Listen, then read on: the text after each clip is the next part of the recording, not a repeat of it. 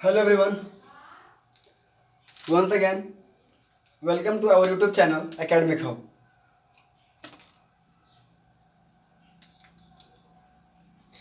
In the previous video, we have already solved example number 5, chapter height and distance. Example number 5 has already been solved. Today, we will start from example number 6. चले देखते हैं.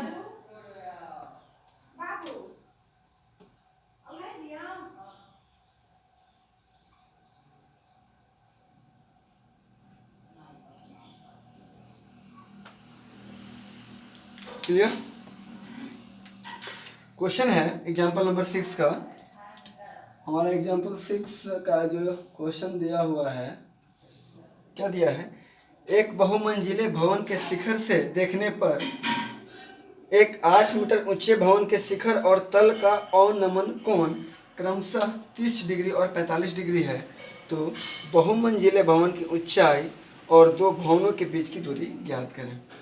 Basically question क्या कर रहा है ना कि एक बिल्डिंग है. क्या है? बिल्डिंग है. एक आपका बिल्डिंग है. Clear. Suppose this is a building. एक बहुमंजिले भवन के इसके टॉप से, अगर हम इस टॉप से देख रहे हैं, एक टॉप और एक बॉटम, कोई भी एक बिल्डिंग है, तो इस बिल्डिंग के टॉप और बॉटम से देखने पर, टॉप से देख रहे हैं तो एक 8 मीटर ऊंचा छोटा सा घर है. This is a small house of height 8 metre. एक छोटा सा घर है. ठीक है, एक छोटा सा घर है और एक बहुमंजिला भवन है. एक बहुत बड़ा बिल्डिंग है. इसका हाइट नहीं दिया हुआ है, इसका हाइट 8 मीटर दिया हुआ है. और क्या कहता है ना कि जब हम इसके टॉप से, इस पॉइंट से, कहाँ से? इसके टॉप पॉइंट से अगर हम देखते हैं, बिल्डिंग के टॉप से देखने पर, इसके टॉप से देखने पर, बिल्डिंग के टॉप से देखने पर एक छोटा सा घर है, हाउस है. इस घर के टॉप और बॉटम का एंगल ऑफ डिप्रेशन दिया हुआ है. Angle of depression. तो दूसरे एंगल को हम रेड वाले से बना दे रहे हैं. दूसरे एंगल को हम रेड वाले से बना दे रहे हैं. एकदम स्ट्रेट ले जाएगा एक्चुअली. ओके. दो एंगल ऑफ डिप्रेशन बन रहा है ना. एंगल ऑफ डिप्रेशन कितना बन रहा है? 30 डिग्री और 45 डिग्री. सपोज करें, आप देखें कि सपोज इसके सब एक,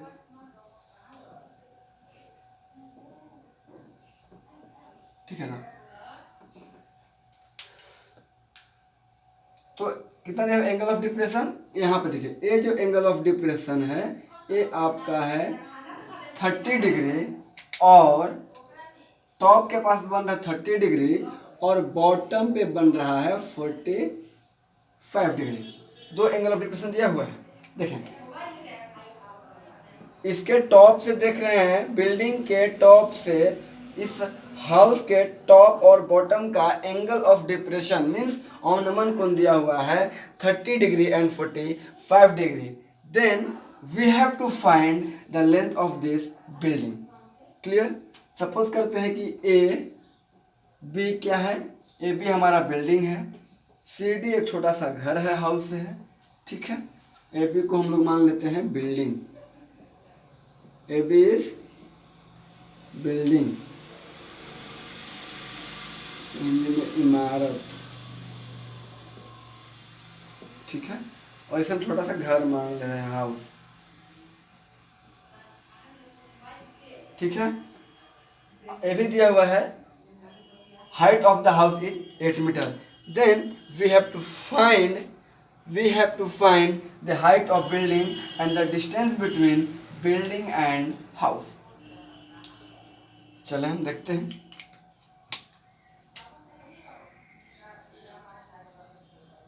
let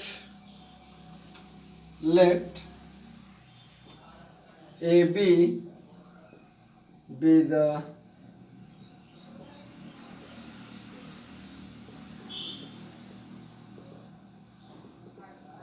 height of building and CD be the height of house. Clear? माना ए बी इमारत है या इमारत की ऊंचाई है, ए बी की इमारत, लेट ए बी भी दे, माना कि ए बी इमारत है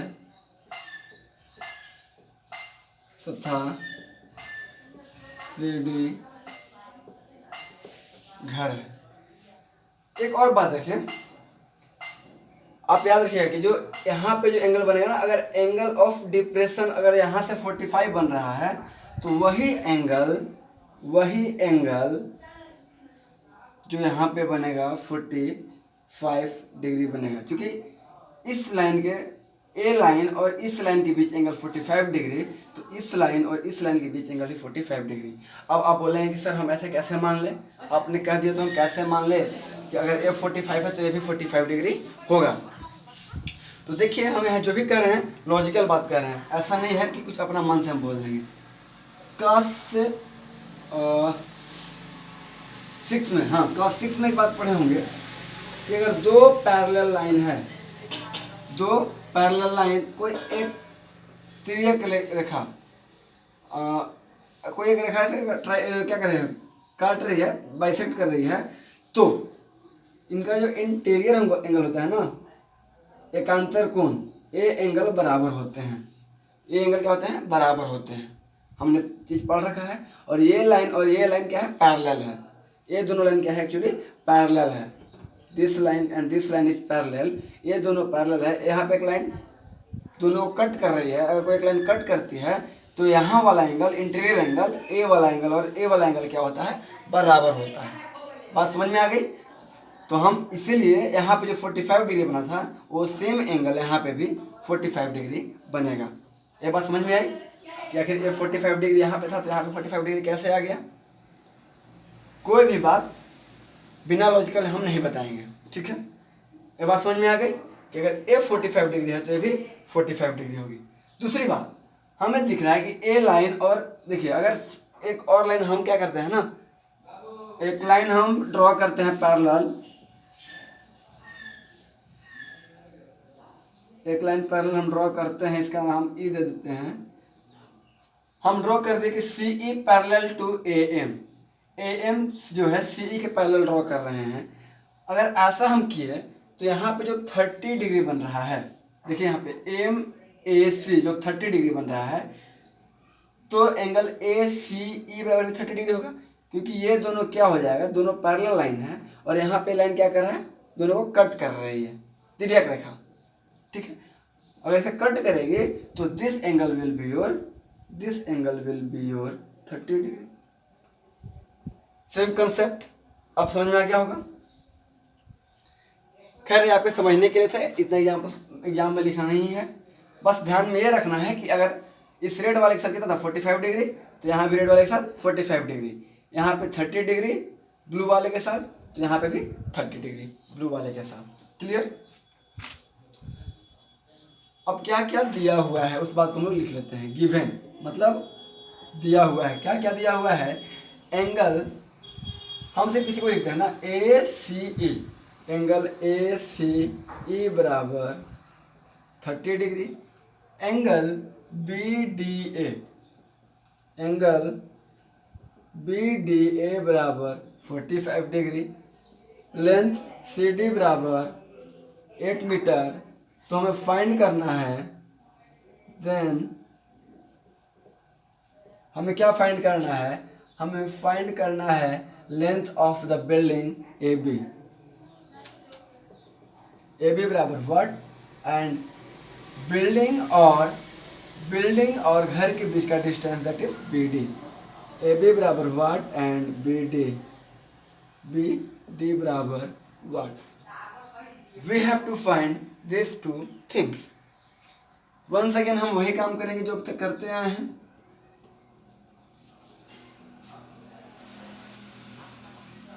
देखते हैं।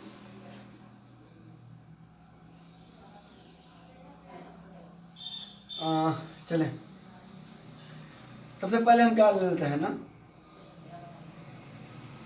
अगर देखिए अब सी डी अगर 8 है, देखिए सिंस सी डी बराबर 8, अगर सी डी 8 है तो इसके पैरेलल है तो बी बराबर होगा सी डी बराबर 8 बराबर बी, तो बी का कितना हो जाएगा बी, दिस इम्प्लाई करेगा बी बराबर 8 मीटर, ठीक है। और ए को हम मान लेते हैं एक्स, लेट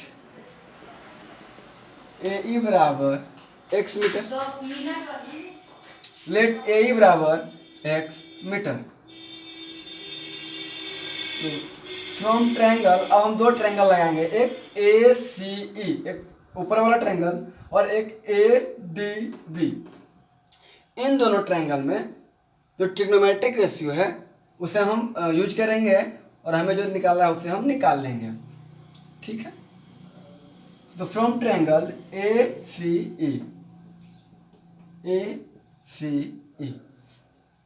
हमें क्या निकालना है, एक्स फाइंड करना है हमें बेसिकली, और हमें अगर बी डी फाइंड करना है मतलब कि सी ई भी फाइंड करना है, दोनों बराबर हो जाएगा क्योंकि दोनों पैरेलल लाइंस हैं।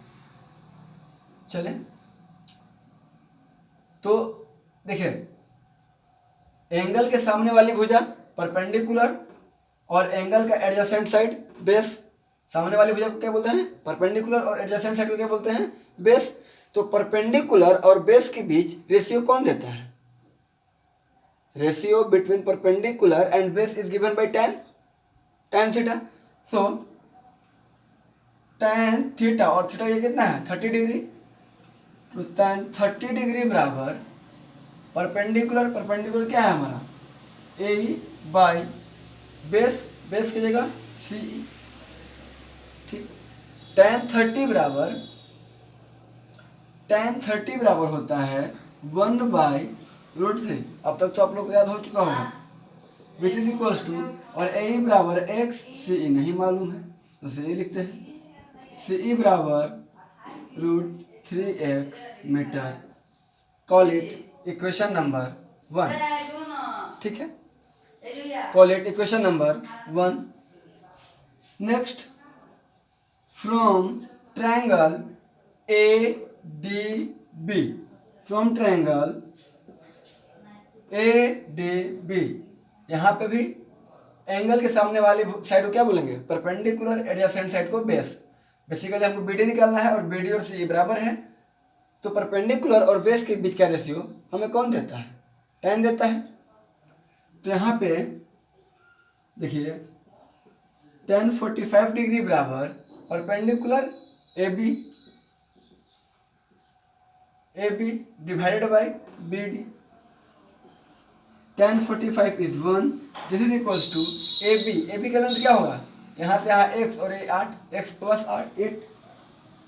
Plus 8 divided by B D हमें नहीं मालूम है, लेकिन बी डी बराबर सी, अच्छा यहाँ बी डी ही लिख देते हैं, बी डी, दिस इम्प्लाई करेगा बी डी बराबर x plus 8 metre. Call it equation number 2, equation number 2। यहाँ तक बात समझ में आ गया, कोई कंफ्यूजन नहीं है, कोई दिक्कत नहीं है। अब हमें देखिए बी डी और सी बराबर है, बी डी बराबर सी,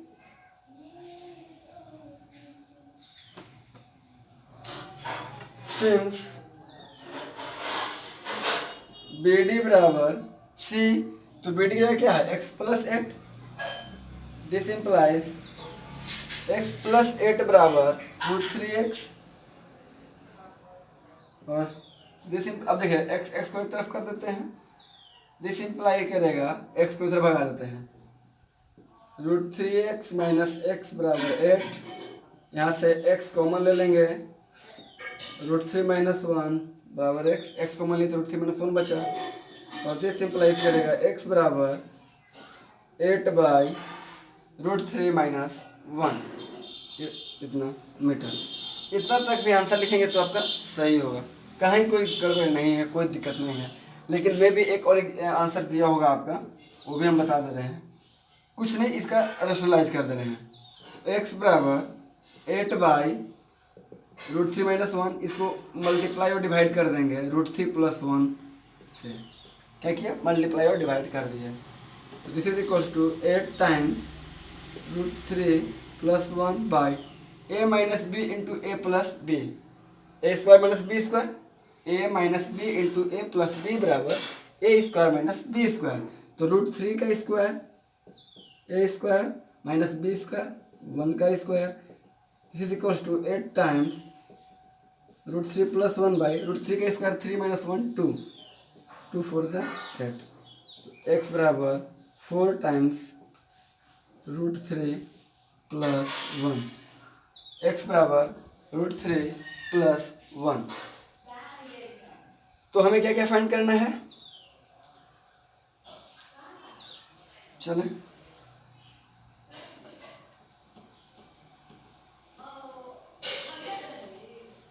यहाँ से हमें फाइंड करना है A B, height of the building. So building height या height of the building,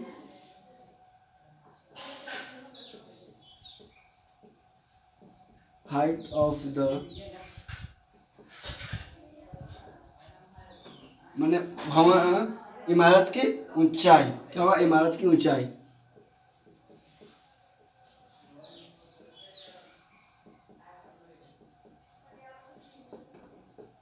this is equals to x + 8, x + 8, this is x का वैल्यू कितना आया?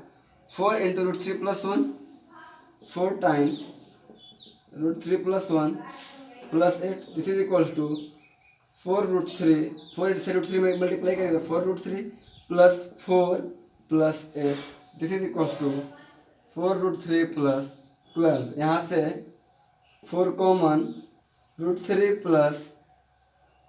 4 3 है, √3 + 3, √3 भी हम लोग कॉमन यहाँ से ले सकते हैं और ए भी लिखा हो सकता है। This is equals to 4√3 1 + √3 metre answer. तो ए भी आंसर हो सकता है। देखिए आपका 2-3 आंसर लिखा होगा, हम बता दे रहे हैं कि कोई फॉर्मेट में आंसर हो सकता है, या तो इस फॉर्मेट में हो, या तो इस फॉर्मेट में हो, या तो इस फॉर्मेट में हो। तीनों में से कोई भी आंसर हो सकता है। एंड बी डी, तो B D equals to x + 8, B D बराबर भी x + 8 है। यहाँ पे लिख रहे हैं इसके हम।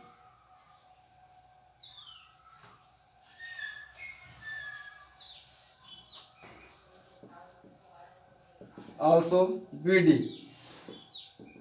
बराबर x + 8, x + 8 का ही तो वैल्यू हम निकाले हैं, कितना?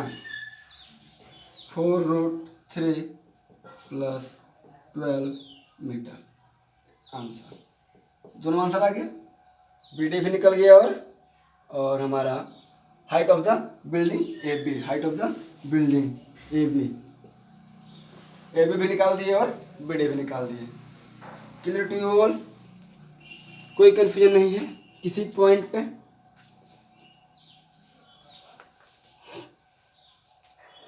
हाँ, बुक में आपका ए वाला आंसर दिया हुआ है, 4 टाइम्स √3 + 3, ऑप्शन नंबर जो सेकंड है ना, सेकंड वाला आंसर वो दिया हुआ है।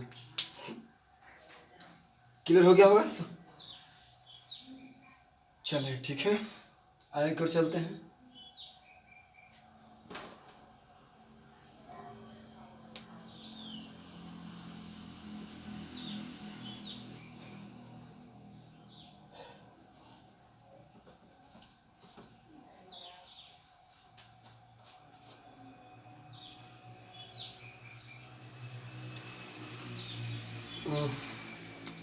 हम एक्चुअली चैप्टर पढ़ रहे हैं, chapter number 9, height and distance. Height and distance book में दिया होगा आपका त्रिकोणमिति के कुछ अनुप्रयोग, सम एप्लीकेशंस ऑफ ट्रिग्नोमेट्री, लेकिन उसमें हम वहाँ पे पढ़ रहे हैं हाइट एंड डिस्टेंस बेसिकली। चलिए देखते हैं नेक्स्ट क्वेश्चन की। Next question example number 7। Example number 7 कहता है, एक नदी के पुल के एक बिंदु एक बिंदु से नदी के सम्मुख किनारों के अवनमन कोण क्रमशः 30 डिग्री और 45 डिग्री है। यदि पुल किनारों से 3 मीटर की ऊंचाई पर हो तो नदी की चौड़ाई ज्ञात करना है।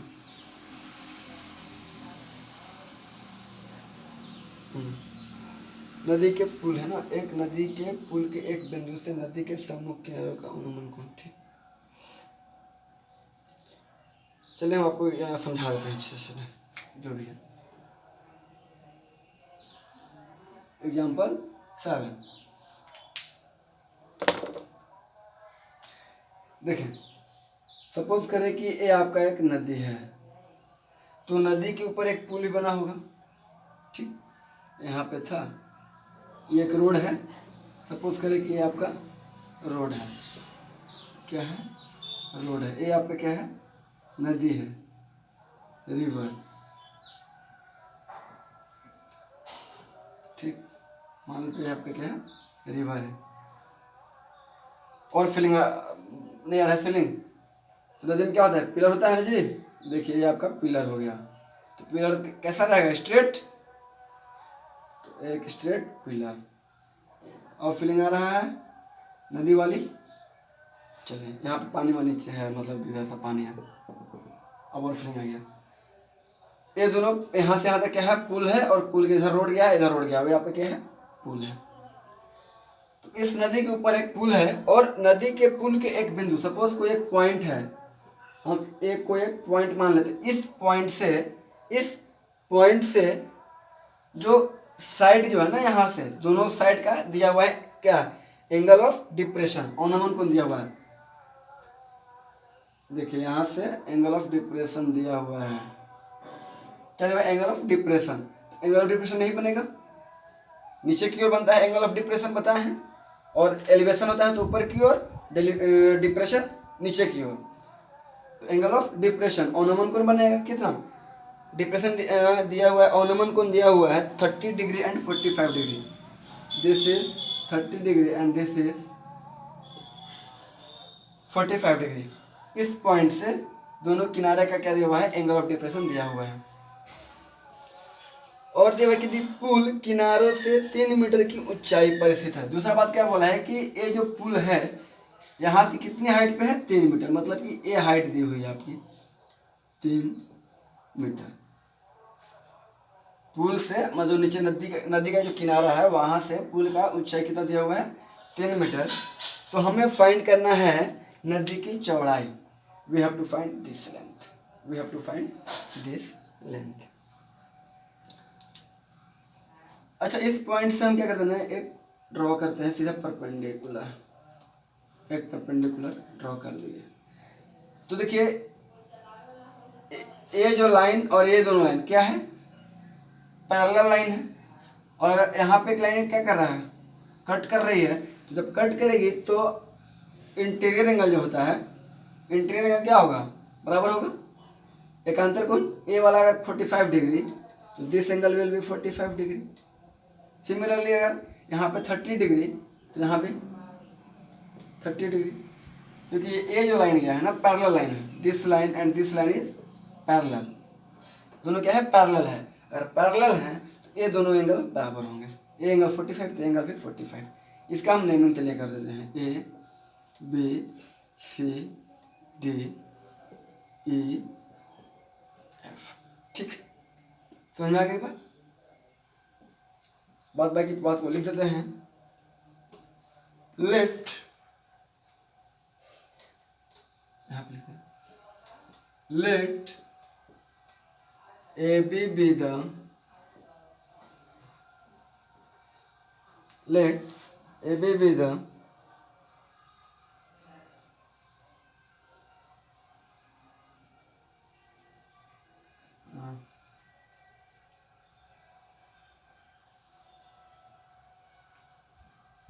let AB be the bridge, sorry हाँ, let AB be the bridge and CD be the river। ठीक, E is any point at A B. Clear. माना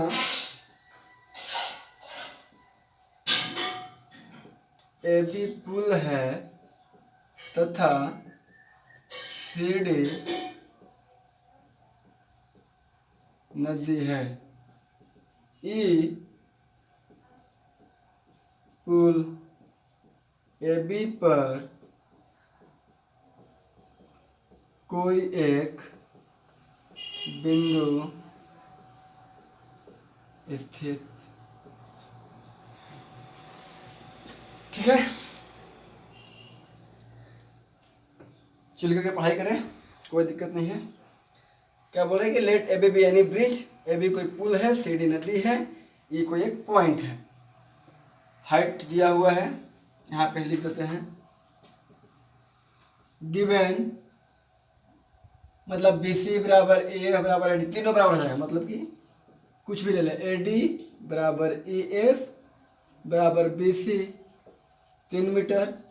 angle E C F, angle E C F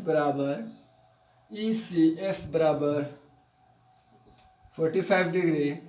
and angle E D F बराबर 30 degree. तो हमें क्या find करना है?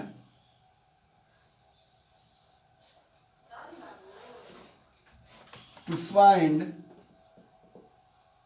हमें क्या फाइंड करना है ना, हमें फाइंड करना है नदी की चौड़ाई डीसी। डीसी बराबर वाट, यही मेरा नदी की चौड़ाई है। डीसी इज इक्वल्स टू वाट। तो फिर से हमें दो ट्रायंगल दिख रहे हैं यहाँ पे। Triangle E F C, from triangle E F C हमें क्या, यहाँ पे हम लोग पहले एफ सी निकालते हैं। और ई एफ की हाइट हमें मालूम है कि ये 3 है, ये 3 है हमें मालूम है। तो एंगल के सामने परपेंडिकुलर होता है और ये बेस होता है। तो फिर से हमें कौन सा जाएगा, 10। तो 10 45 डिग्री बराबर परपेंडिकुलर की जगह पर ई एफ बाई बेस की जगह पर एफ सी। 10 45 का वैल्यू 1, ई एफ बराबर 3 बाई एफ सी बराबर 3 metre. Call it equation number 1। F C का लेंथ हमें मालूम चलेगा। अब डी एफ निकालते हैं। हमें अगर डी सी निकालना है तो डी सी निकालने के लिए अगर हम ऐसा करें कि डी एफ फाइंड कर लें और एफ सी फाइंड कर लें तो मेरा काम बन जाएगा। तो एफ सी निकाल चुके हैं, अब हमारा मकसद है डी एफ निकालना। तो डी एफ हमें कहाँ से मिलेगा? तो triangle from triangle E D F, from triangle E D F. फिर परपेंडिकुलर और बेस का रिलेशन है तो 10 हो जाएगा। 10 30 डिग्री बराबर perpendicular is E F by base is D F. 10 30 का वैल्यू होता है 1/√3। This is equals to E F बराबर 3 एंड डी एफ का वैल्यू नहीं पता, डी एफ। तो डी एफ बराबर 3√3 मीटर। Hence,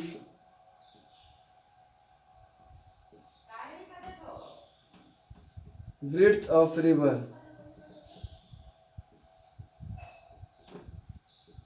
नदी की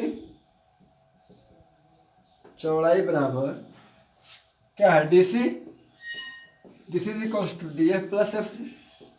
डीसी क्या हो जाएगा, डीसी बराबर D F plus F C. D F का लेंथ हमें मालूम है 3√3 और एफ सी का लेंथ मालूम है 3 common √3 + 1 metre. Answer clear to all.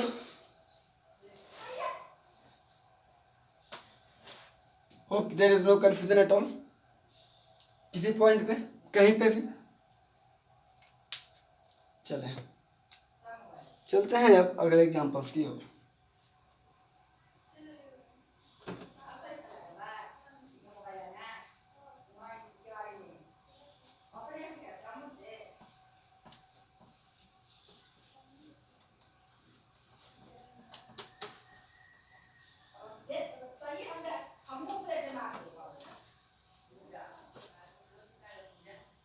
चलिए चलते हैं अगले एग्जाम्पल्स की ओर। इस प्रकार से हमारा एग्जाम्पल्स वाले क्वेश्चंस खत्म हो गए और हमारे बचे हुए हैं एक्सरसाइज वाले चैप्टर।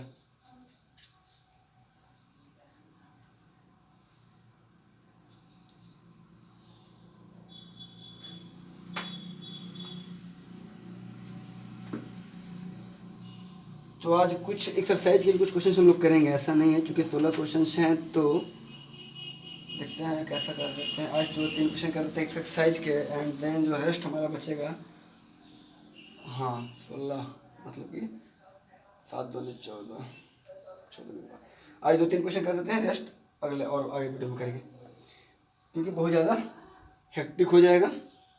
देखते हैं।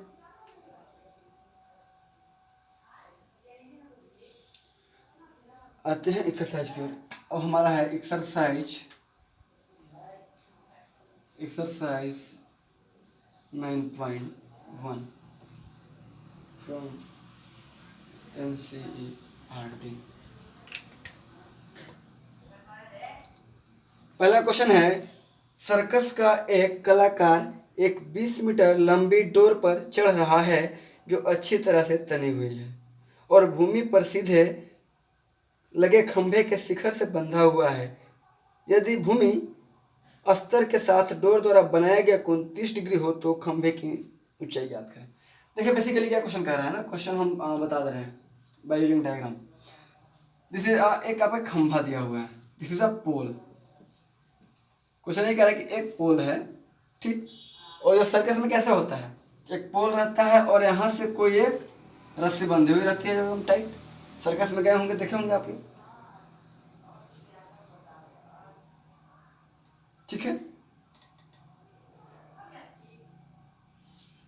ठीक है।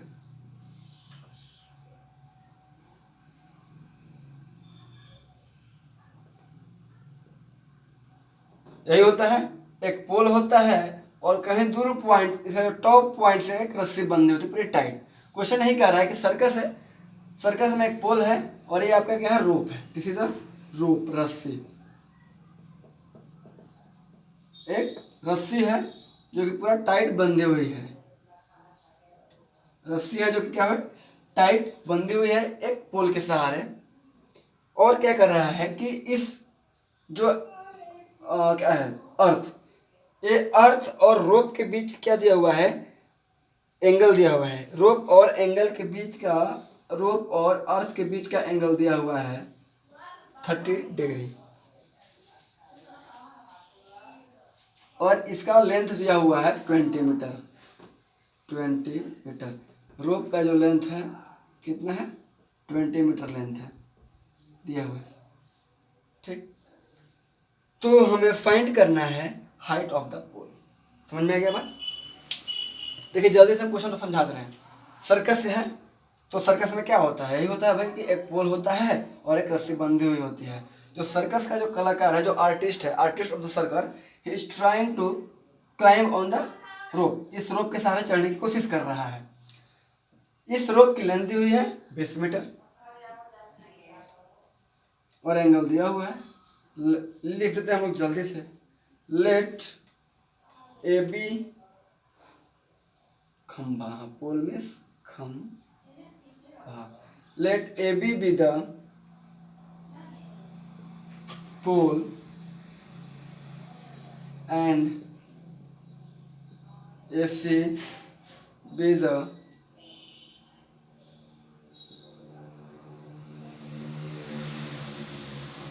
length of rope।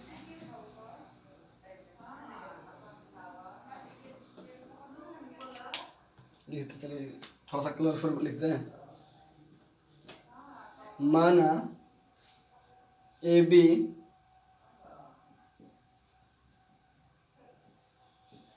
खंभा है तथा AC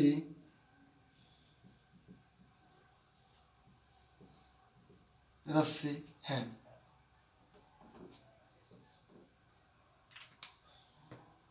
कुछ कुछ और बातें दी हुई हैं,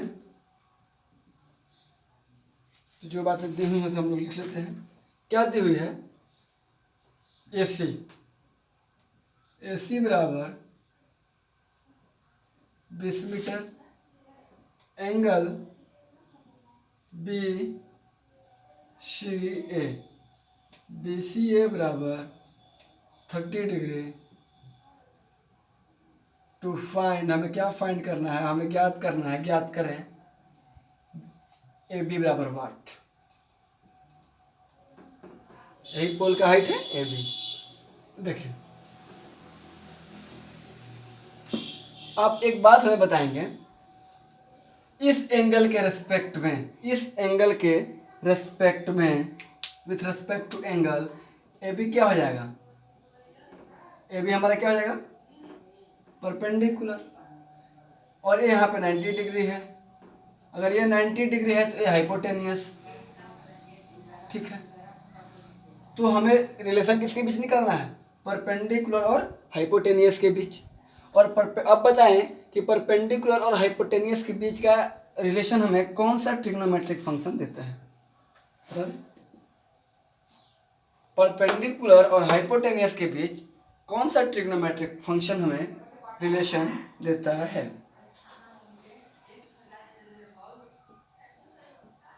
फ्रॉम ट्राइंगल ABC साइन देता है, तो साइन थीटा बराबर होता है परपेंडिकुलर बाई हाइपोटेनियस, एंगल की जगह दिया हुआ है 30, तो साइन 30 डिग्री बराबर perpendicular is AB by hypotenuse is AC। साइन 30 का value 1/2 equals to AB by AC, AC is 20। AB बराबर, AB निकालना है तो इस 20 को इधर भेज देंगे, 20/2 10 टाइम्स। AB बराबर 10 मीटर, आंसर क्लियर। मतलब height of the pole will be 10 metre. कोई दिक्कत है, एनी टाइप ऑफ कंफ्यूजन, कोई भी प्रॉब्लम, ठीक ना, समझ में आ रही बात। चलें आगे की ओर चलते हैं। इसके बाद हम next question is question number 2। बहुत ही इजी है, घबराने वाली कोई बात नहीं है, एकदम चिल हो गए पढ़ाई करें, कोई कंफ्यूजन नहीं है, ठीक है।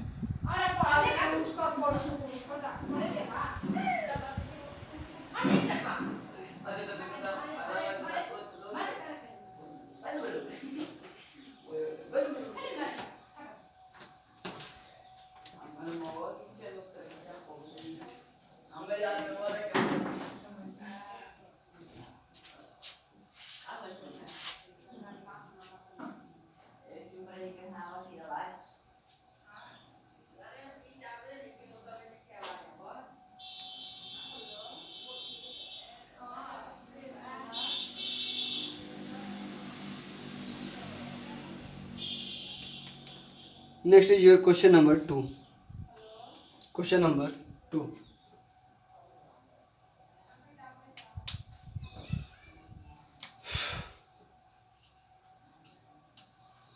क्वेश्चन नंबर 2 क्या कर रहा है ना कि एक पेड़ है, ठीक है, there is a tree.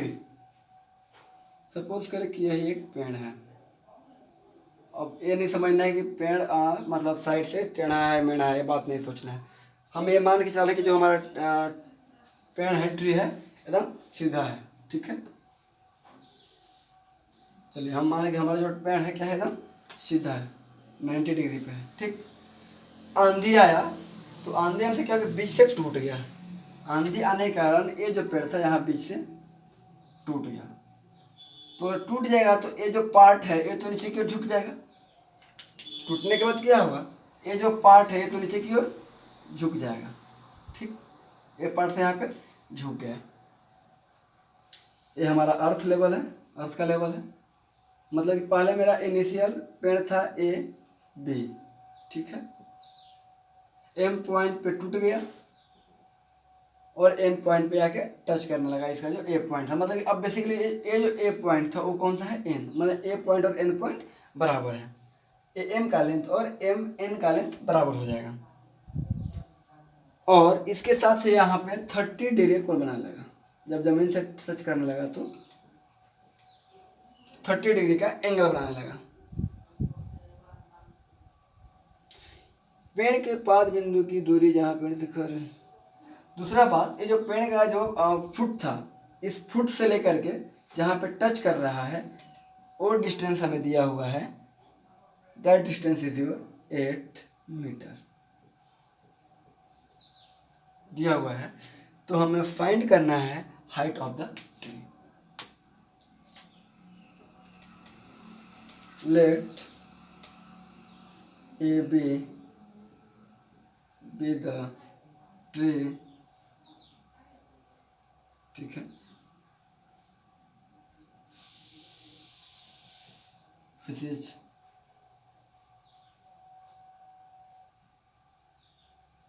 folded from point, मुड़ जाता है टूटकर, तो फोल्ड लिख दिया। Folded from point M and touches the ground at N. Clear? touches the ground at end.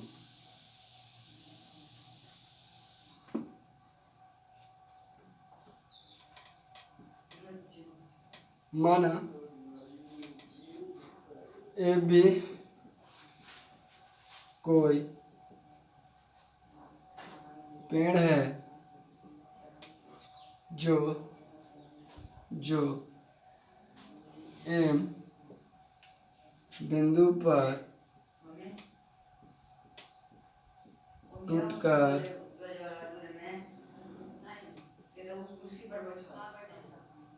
झुक जाता है तथा एन बिंदु पर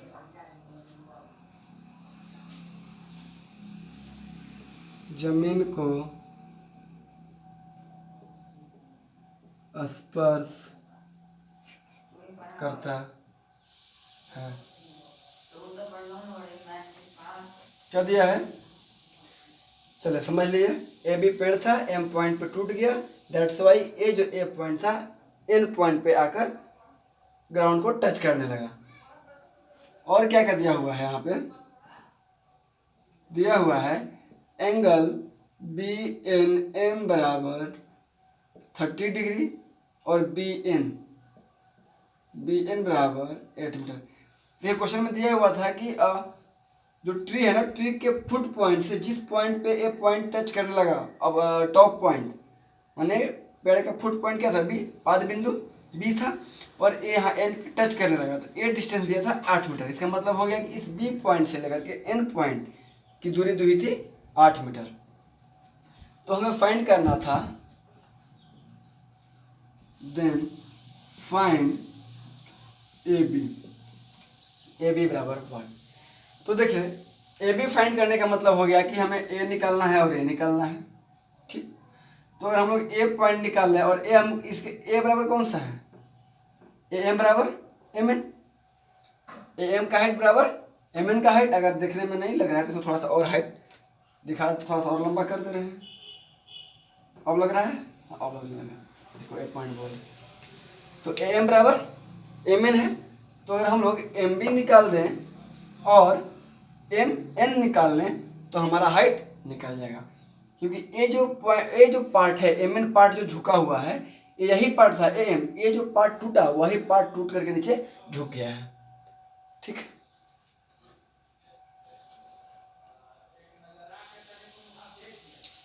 तो इस ट्रायंगल से, ट्रायंगल एम बी एन में, from triangle M B N, देखिए एंगल के सामने परपेंडिकुलर और ए बेस है, तो परपेंडिकुलर और बेस के बीच का रेशियो कौन देता है? tan। तो लोग tan यूज करेंगे। tan